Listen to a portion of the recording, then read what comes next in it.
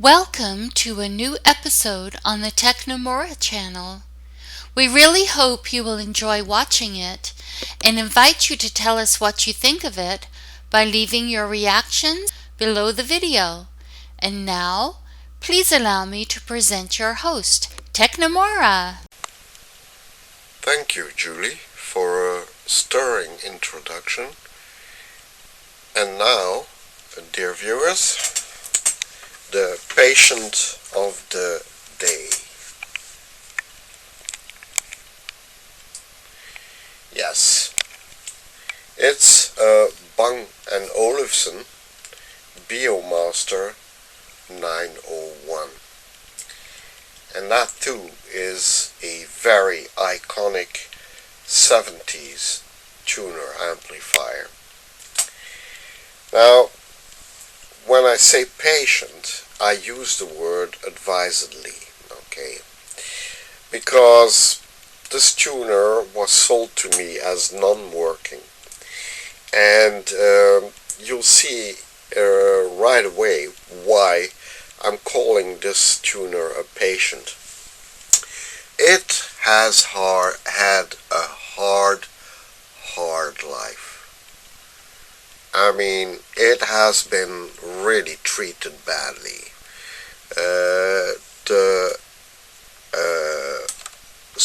The switches are dirty, nicked. The front of the tuner is nicked and scratched and dirty. The upper panel, let me see if I can show you, is kind of loose. Oh, here, you see it.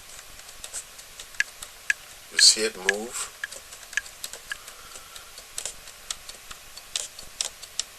Yeah. The front panel is loose. Not very, but still. More than I would say is healthy. The side panels are broken. I mean, the wood veneer on the side panels is gone, shot. Yeah, I mean, it's dirty. This tuner amplifier hasn't been treated very well. Okay.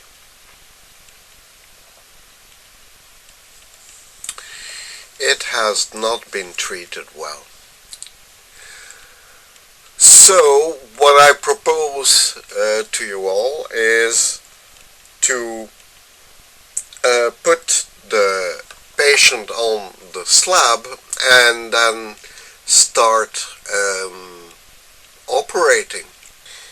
Notice I'm also using foam pads, rather thick foam pads, to rest the tuner on.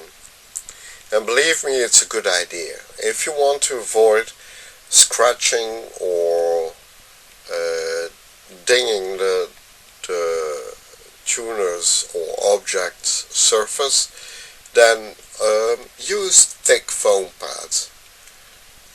Not only that, it also insulates the thing electrically from the rest of your bench. So yeah, I think overall it's a good idea.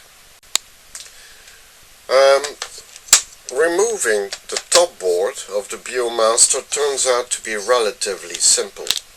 All you need is to remove two little screws you see down there from the back of the tuner. In fact, one screw here and another one here. And when you do that, you can actually lift the whole cover, top cover off. Right off, it seems. And there you go. We just lifted off the top cover. So obviously there are a couple of things attached to the top cover. I'm guessing those are pilot lights, which will need to be removed for now. So give me a moment to figure out how, and then I'll show you a better look on the PCB. Okay, as far as I can tell, one knob is the tuning knob, and I'm guessing this is the tuning knob.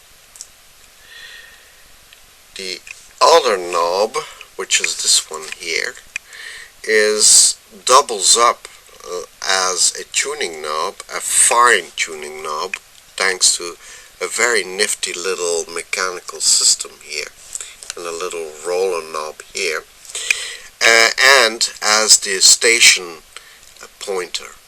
Yeah. So that is a very nifty little mechanism. So I need to unmount these, and the only way you can do that is by unscrewing these little screws you see at the back. And I think I will do that because I don't want to break these knobs, okay? Because these are quite rare. So yeah, I better unscrew them. Also, what I did notice is that look at the crud on the rail, you know, and if you think this is sticky, well, it is. Believe me, it's disgustingly sticky. So I've got no doubt this comes out of either a smoker's home or out of some kitchen somewhere. Alright, I'm doing a quick preliminary check to see whether the power transformer and or the fuses are still good. By connecting my multimeter over the power connector. So now, for the moment, the amplifier tuner is off.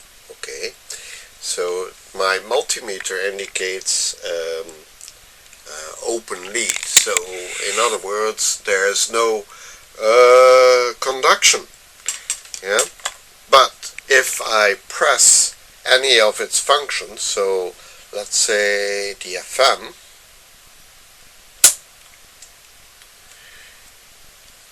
the resistance is, measured resistance is 31.4 ohms. And if I press another button, so off again, against open lead, again open lead. So now let's press another function, for example tape.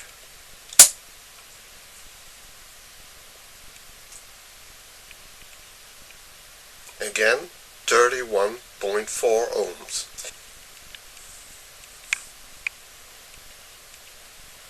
Okay, let's see, AM. Okay, one of the pilot lights glows. So let's put up the voltage to 100.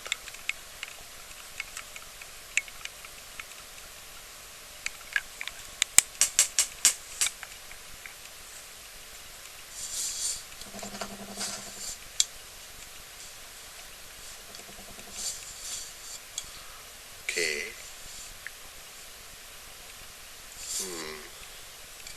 There's some sound coming from the amplifier, but it's not a very nice sound.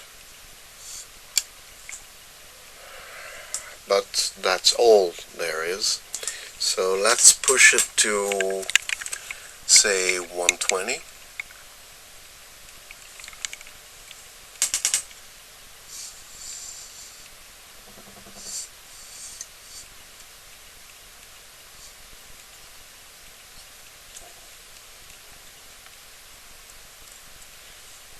The transformer is cool.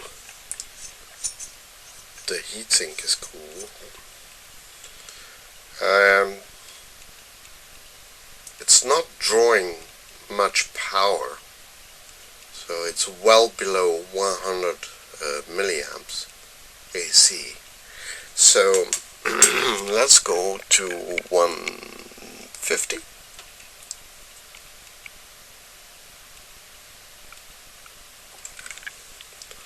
Okay, the pilot light is brighter.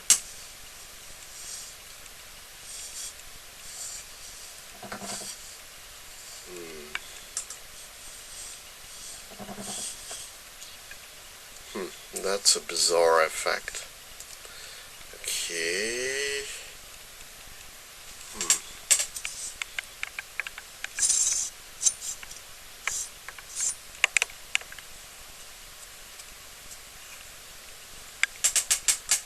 Right.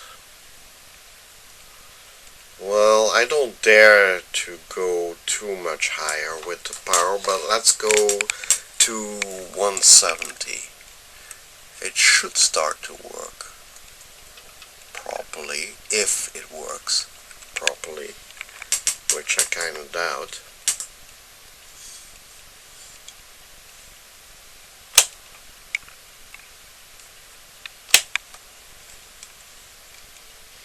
This is strange. When I press FM, the pilot light goes brighter. See? If I go AM, it's less bright. I still hear nothing.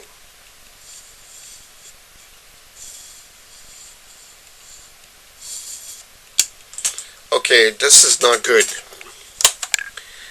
So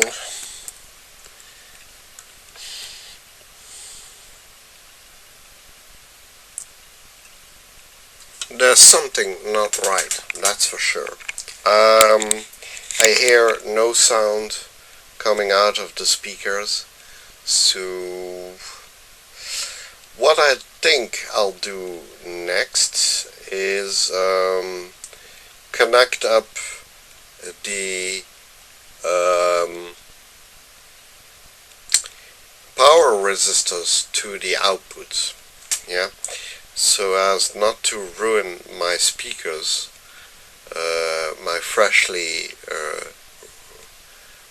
restored speakers on a bad amplifier. Alright, or even the bottom one, I would say. Also, you need to unscrew this to slide the tuning card back on first. Yeah, it needs to be cleaned badly.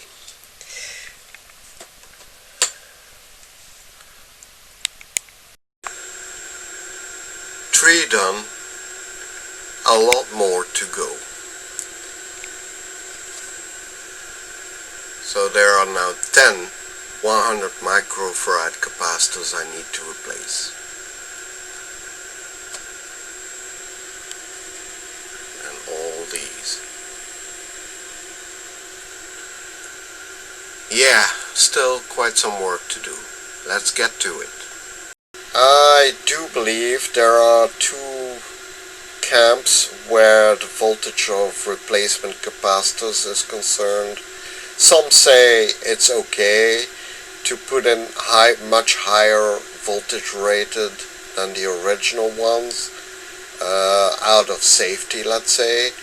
The other camp would say no, it's not good enough. It's not good to place capacitors which are rated way much higher in voltage than the original ones, because they would never form, as it were. So there are chemicals inside of here, okay, and those chemicals and basically aluminum foil and some dielectric, yeah, and these are rated for a very specific voltage.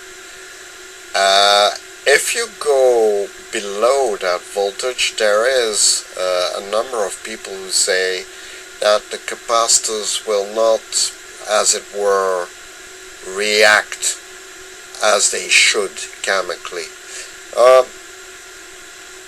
I'm not too convinced of that. The reason why I'm placing capacitors that are higher rated than the original ones is just because when you switch on an apparatus, the moment you switch it on, the voltage from the power supply always peaks, and I just want to make sure that the voltage, when it flows through the whole board, never peaks over the voltage to which the capacitors are rated, because that is really bad. Okay, so yeah.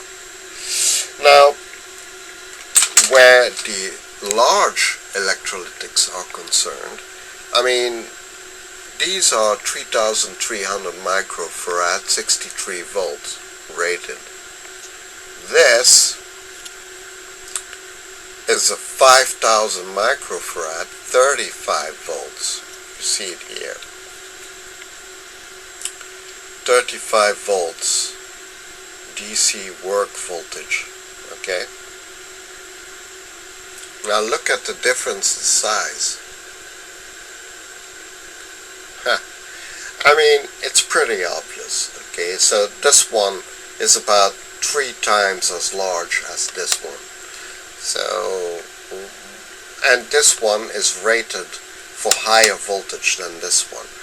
Why would I place capacitors like this? Yeah, and look at how much more open the space is and how cooler the capacitors will be. Because that is the one thing electrolytics do not like, and that's heat. Okay, so you need to keep them cool. Alright, something started smoking on the amplifier, and to be more precise, it was that resistor down there, and you can see it looks really burnt. So if you compare it to this one, which looks perfectly normal, yeah, this one really got cooked. So I'm suspecting one of the output transistors is bad, but rather than measure them in circuit, I will release the two transistors that form one output stage, and more precisely for the, if I'm not mistaken, the right channel. Let's have a look. The left channel. Okay, so I'm going to take out the power transistors for the left channel, and first of all see what type they are, and then see whether we can make some sense out of the transistors, see whether they still work or not, which I kind of doubt. So here's the end stage transistor strip, with the NPN and PNP transistor of one channel, the left channel, and the NPN and PNP transistor of the right channel. Okay, and this is a regulator transistor. So if I understand correctly, these transistors are probably Darlington transistors. Also, what's very interesting is the thermal coupling they did between the power transistor, and the driver transistor, or I should say the biasing transistor, which is underneath, of course. Let me show you. So right there. Okay, so that little transistor there and that one there, yeah, so TR29 and TR21 were thermally coupled to the power transistor, okay, and they were thermally coupled by coupling the collector of one of the transistors through a metal spring-like device which was stuffed with heat conductive paste and which was encircling that little transistor, which the transistor which sets in fact the biasing voltage for the power transistors. So yeah, interesting. Now I did end up unsoldering all of them for the very simple reason that for some reason I haven't figured out yet, I can't get the power transistors to release from this holder here, which is plastic in fact. So rather than break it, I'm going to investigate a little bit further and see whether they are glued in or whether I can release them somehow. Okay, so yeah, the search goes on. I'm measuring between the collector and the emitter of transistor 22, which is an NPN transistor, and I'm measuring exactly 0 ohms. So yeah, it's completely shorted, I think.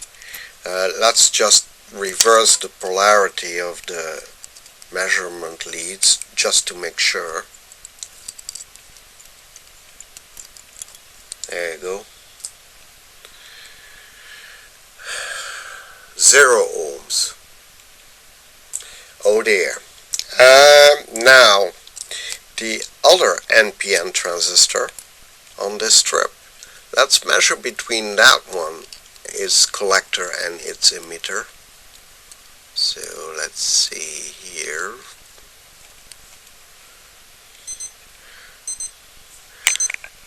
That measures as an open, so with no conductivity. But okay, let's reverse the polarity of the measurement.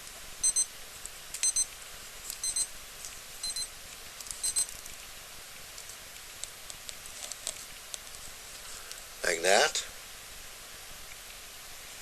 It still measures as an open. So yeah, I guess this NPN transistor measures good. This one, however, measures like a short. Now let's measure the PNP. So between collector and emitter, there we go. So between collector and emitter, 0 ohms. So yeah, I could say this one is shorted as well. Let's measure this one with the reverse polarity. Come on. There you go. 0 ohms. So these two transistors are shorted from collector to emitter. In other words, they're done. They're shot. They're gone. They have given up the pipe. They are going to the eternal fields of paradise where transistors live out their happy ever after. They are broken. Okay, there you go. They were, like I thought, both press fitted into the little plastic holder here, and in the end all it took was some gentle but firm pulling on the base and the emitter pin, so back and forth wiggling it, and then it turned out it was held in place because the transistor's body is hollow, as you can tell, which fit exactly over this little plastic tab here. Yeah. So wiggling back and forth by gently but firmly pulling on the base and emitter pins released both transistors. And well, these are the culprits. A Motorola BD697 and a Motorola BD698. Yes, these are the motor remains of the two deceased transistors. So yeah, now starts the search for two replacement transistors. Oh dear.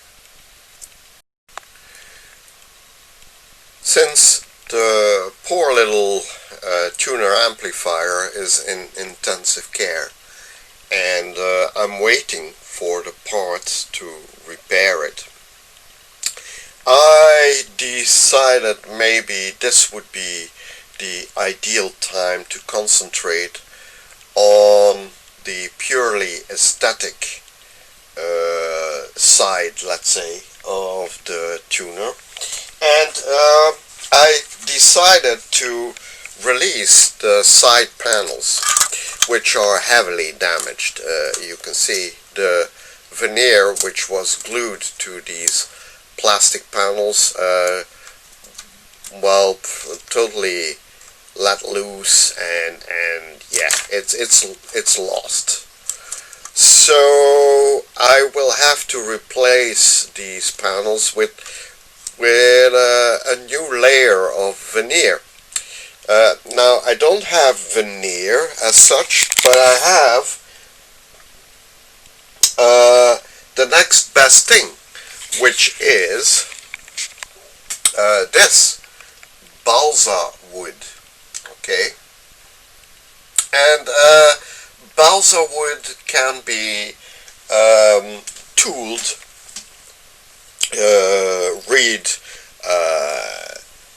shaven or sanded to silky smoothness, just like real veneer is, and it's a much cheaper alternative. Yeah, so, and fortunately, you could say, so the silver lining is that it's only the side panels that are damaged, not the top panel. You know, only, like I said, the side panels.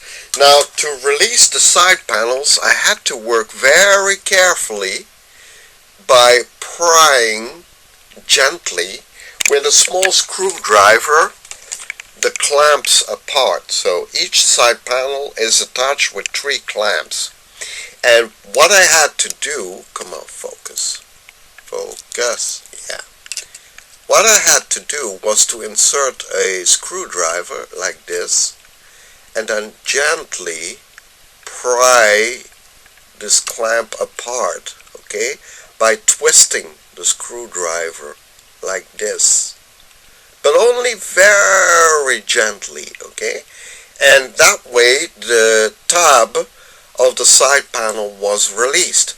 And I had to do this 3 times for each panel. So you can see one of the tabs down there and another one over there. Okay, so yeah, that's what I did, and like I said, I'm now going to concentrate on the aesthetic part of our patient. Alright, I peeled off the old veneer, or what was left of it, from the two side panels of the Beomaster 901. And I did that by the simple expedient of using a box cutter knife like this and opening it to its full length and then insert it underneath the veneer and slowly work my way down all over the length of the panel, and it peeled right off. And one of the reasons I think the excuse me, the veneer let go was because, as you can tell, the glue that was originally spread on the panels was spread out unevenly, you know, mainly on the sides of the panel and not in the center. So yeah, what I'll do now is I'll clean off the panels with some sanding paper, 400 grit sanding paper, or emery paper like they call it. And when the panels are reasonably clean, let's say, then we'll use some simple household glue, really, to glue the panel, the new veneer to the panels. And when I'm there, I'll show you what I'll do next.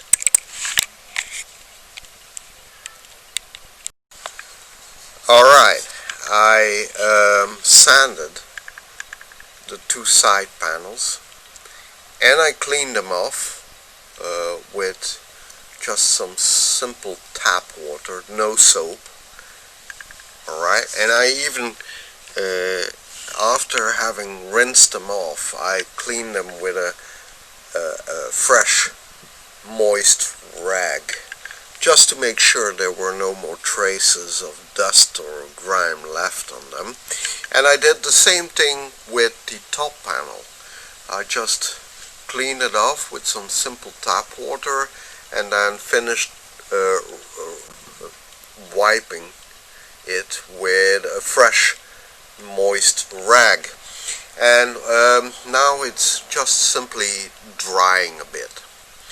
Now the side panels are dry, so what I'm going to do now, I have this nice piece of balsa wood, which you see here. It's thin, it's about 1 mil thick, and I'm going to cut panels out of the balsa wood which are maybe a few mil wider than the actual panel to which they will be glued. And then when that is done, I will apply some simple household glue like this, okay? Not that I'm endorsing this brand, but it's, you know, something which they call a glue stick, okay? So, and what I'll do then is apply some pressure with some very flat, heavy blocks of stone I have, so that the wood is flush with the side panel and giving the chance the glue to take hold. Alright, while the layer of varnish is drying or curing on the top cover of the tuner, the little surrogate veneer panels are glued to the plastic side panels of the tuner, and they are holding pretty much. So the only thing I need to do now is to trim the edges so that they fit perfectly on the panels, And when that is done, I'll give them a light sanding, and then we'll cover them in some, or stain them, maybe rather with a special varnish which has some color in it. Okay, something like this. Yeah, it's this color really. Okay, so I'm not endorsing this particular brand, but I've had some good experience with it in the past, so I'm going to use it again. And the advantage of this varnish is when you apply several layers on top of each other, you can darken the color of the wood. After a little bit of research, what one of the channels is experiencing is what they call in engineering parlance thermal runaway, which means that the power transistors are being powered or are being biased rather via a small driver transistor, you could say. And if you look at the schematic, okay, so let's see if I can yeah, so like this. So this is one channel, okay. Now you see here the power transistors, alright? Oh,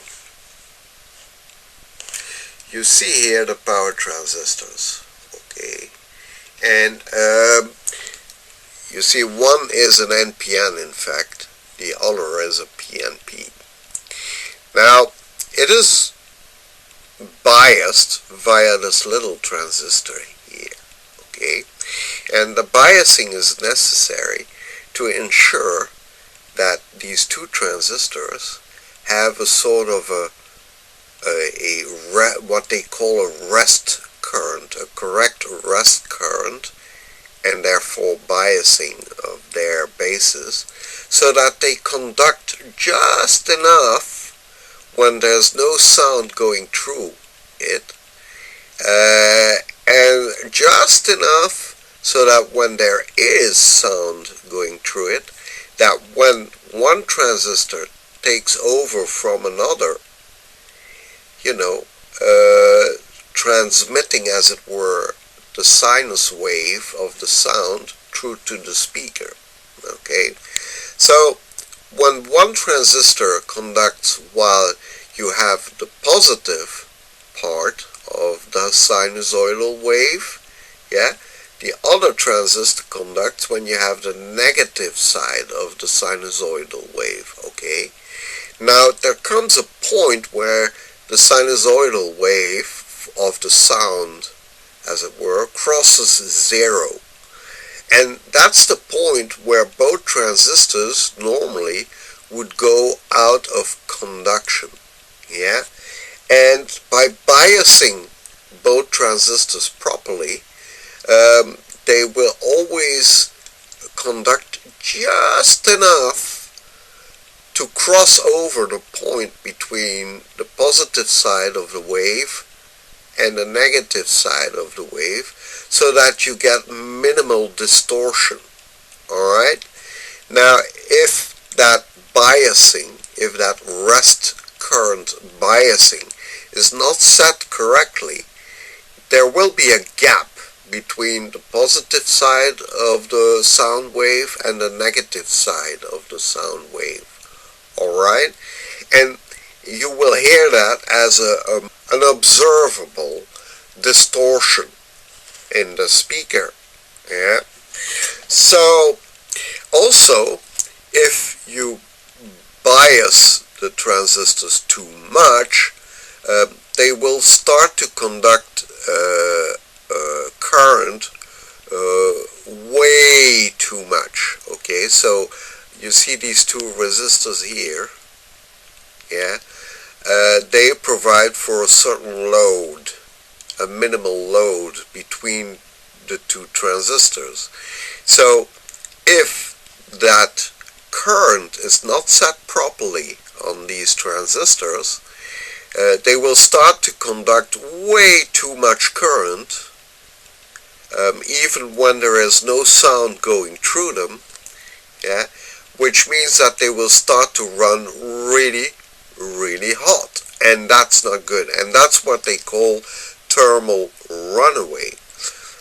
So what I need to do is to set the current that goes through, say, this transistor to just enough to make these two transistors conduct when there is no sound going in them, yeah, but enough so that when there is sound going through them, there is no distortion on the speaker side.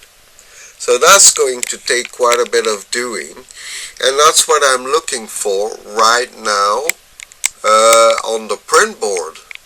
What I'm doing now is I'm systematically checking all these components here, alright, because I suspect that one of these components, so these diodes here, or maybe this transistor or these resistors here, may have been part of the cause of the thermal runaway. They may not, but I'm not going to let anything to chance, and I'm going to check them all anyhow. I replaced this capacitor, by the way, already. So yeah, I'm going to check systematically all these components, which I'm pointing at with my laser. So yeah, that's going to take me some time. So the four diodes you see here, so this one, that one, and these two, should be connected in series with each other, pretty much like is indicated on the schematic right here, these four diodes here. Alright, so from D19 to D22, and those are the self-same diodes. So the cathode of D19 is connected to the collector of this transistor here. Alright, now the anode of this one is connected, or should be connected, to the cathode of this diode, and it is. So then the anode of this one should be connected to the cathode of this one right here, and then so forth. So they should form a chain. But there's something I don't understand. In my opinion, these two diodes are reversed.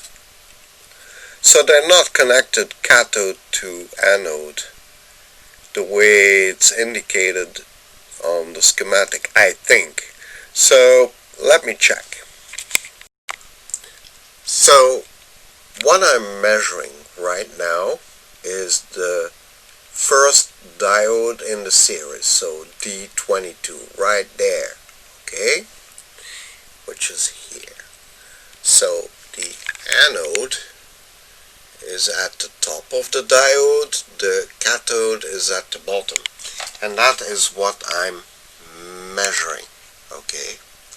So a voltage drop of 564 millivolts, which is rather normal. Okay, so now D21, which is the diode coming after, obviously, D22. So this diode now should be connected, anode, the cathode of this one should be connected to the anode of this one. When you look line board, you see that white little line down there?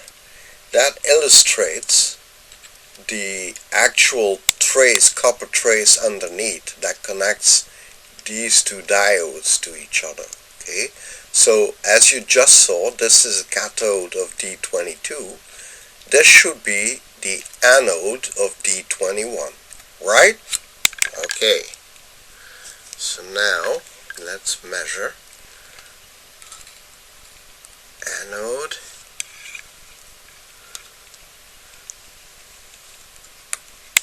cathode.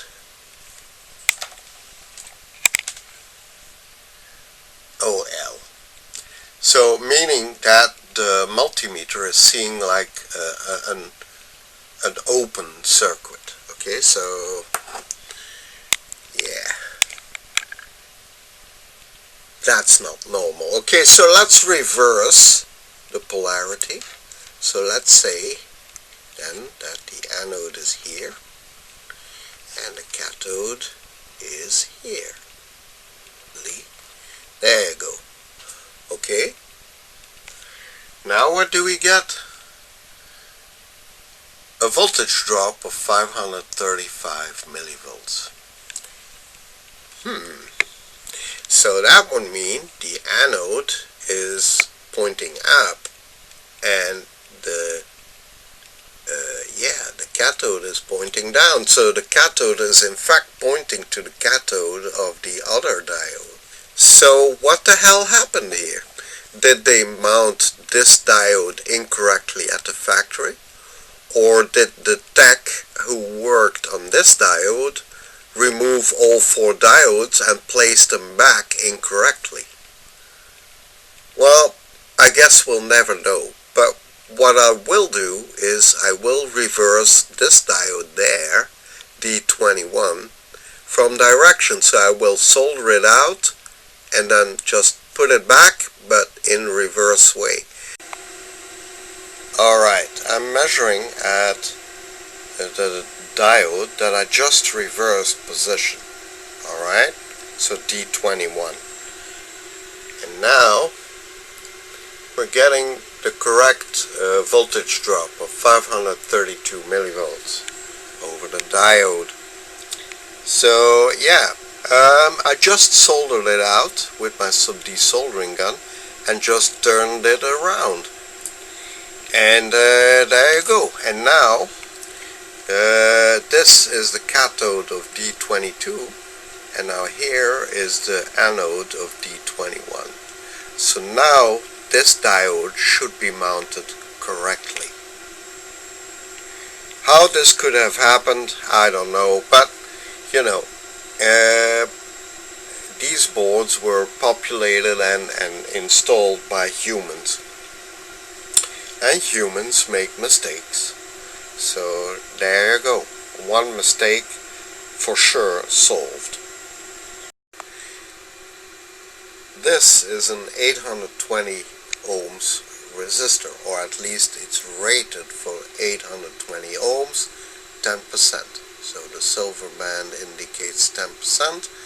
Gray is 8, red is 2, and brown is multiplied by 10, or add a 0. So 820 ohms, 10%. And this is what I'm actually measuring.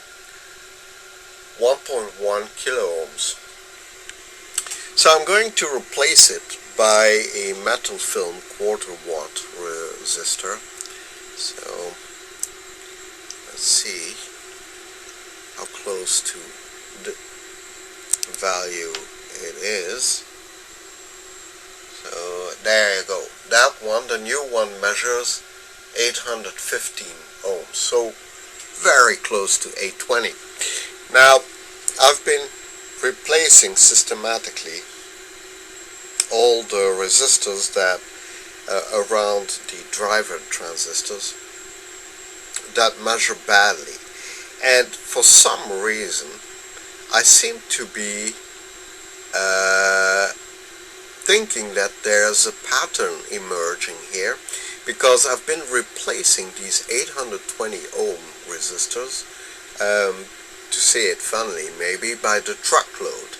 So I think this is the third or the fourth 820 ohm resistor that was completely off value.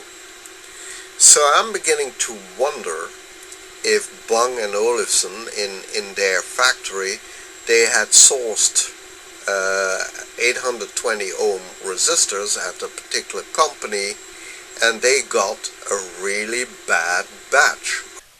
Okay, I want to make a correction. This is not actually the drive transistor, but let's say the current source compensation transistor for biasing the power transistors. Okay. Now, in case you're wondering what type this transistor is, it's actually a 2N5418. And I don't know if you can see this, but let's see. You should come out focus. There. So it's a Motorola SPS5418, and look at that. Isn't that cool? They even printed or embossed really the pinout on the transistor itself. See it there? EBC. Come on. So this is actually an NPN transistor. Okay? So, and this one regulates the biasing of voltage and current for the power output transistors. Okay? Now, I looked the specifications up, and the specs of the 2N5418 are these.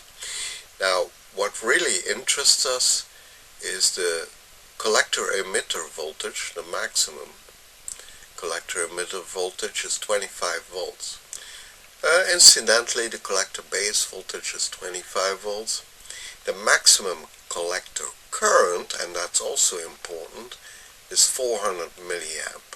Okay? Now, the last thing that really interests us is the HFE. So you could say the amplification factor, yeah, of the transistor, okay, and which is minimum 40. Now, I searched around for another transistor which might be compatible with that, and my eye fell on this transistor, which is also an NPN, the S9013, and it has a maximum collector base voltage of 40 volts, which is good, a maximum collector emitter voltage, which is 25 volts, sounds even better, a maximum collector current of half an amp, not bad, and the amplification factor, so the HFE, and I should call it the forward current transfer ratio, is minimally 120, which is a bit on the high side for what we want, but since the specifications of the 2N5418 specified that it's minimum 40, yeah, but without specifying a maximum, I'm guessing the S9013 might be a good replacement transistor for the 2N54.